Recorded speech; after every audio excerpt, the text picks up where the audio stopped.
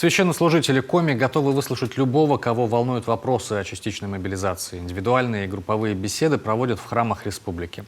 Наша съемочная группа пообщалась с Иоанном Коюшевым, настоятелем храма в поселке Нюфчим Сыктывдинского района. Он, как и другие священники, благословляет мобилизованных в Гренаде.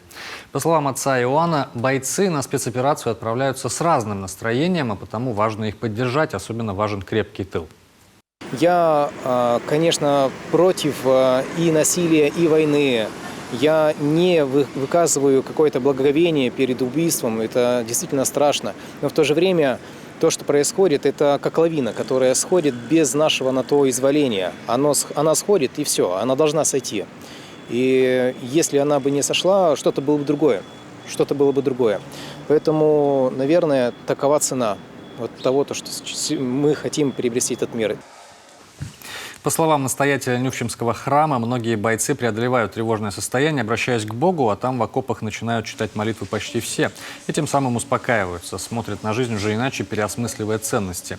Сегодня тревоги и паники больше в тылу, а потому священники готовы помочь всем страждущим.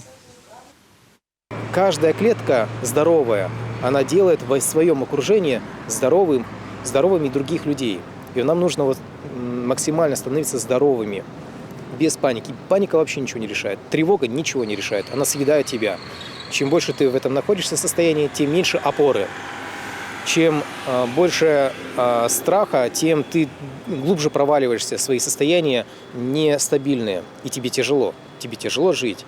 Вот нам нужно, чтобы мы сегодня стабильно стояли на своем месте, что от нас зависит, делали. Не нужно учить никого, как поступать, как жить. Они знают, что делают. А вы отвечайте за себя. Сегодня тем, кто проводил своих родных и близких на специальную военную операцию, необходимо делать все, что от них зависит, поддерживать быт, растить детей, заниматься любимыми делами, меняться в лучшую сторону, считает настоятель.